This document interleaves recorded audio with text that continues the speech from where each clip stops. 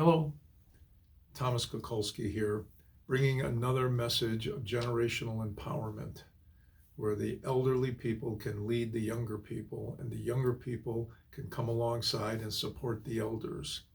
The title of this video is Seniors Who Flourished in Their Golden Years Through Faith.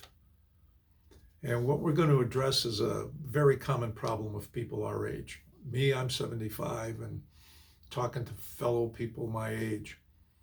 And one of the basic problems or pains that we face is that our capacity to be active and our mobility is a little bit less than it used to be. So we tend to look back longingly at the way we were and don't feel as empowered as we were before. But in this video, I want to go over some examples of generational empowerment.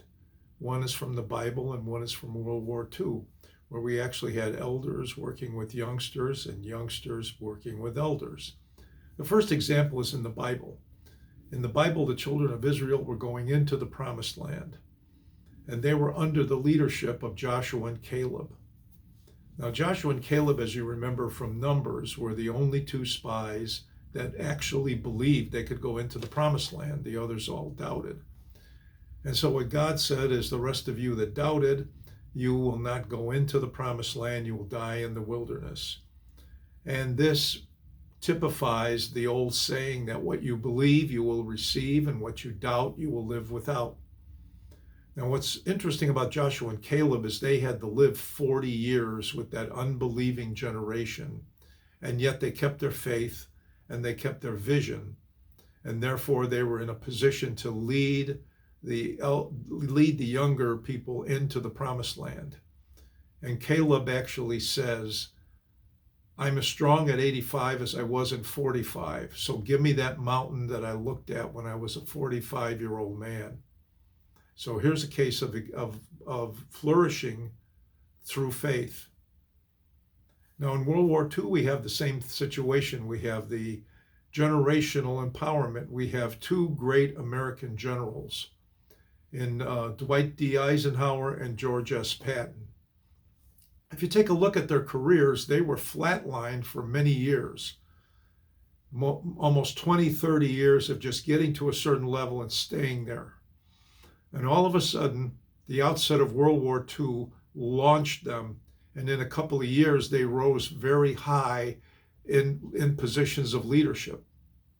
So they were able to stick it through by faith and by believing in themselves. Joshua and Caleb believed in God and themselves. And interestingly, Dwight and George Patton were also firm believers in God.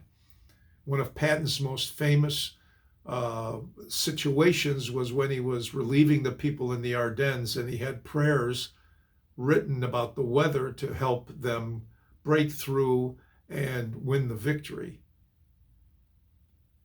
Now, the motto for us can be a song from World War II. And the song goes something like this: we did it before, and we can do it again, and we will do it again. So again, you look back on the way you were, and you realize that you're still the same person. The difference is you're more refined gold because of your age. The refining process has made you into a much better person, more refined gold. So sometimes you have to ask yourself, what refining have I gone through? What has made me who I am? What fires have I gone through? And we've all gone through them. I've gone through several of them myself. So today, let's focus on how we can still see ourselves the way we were, like Caleb.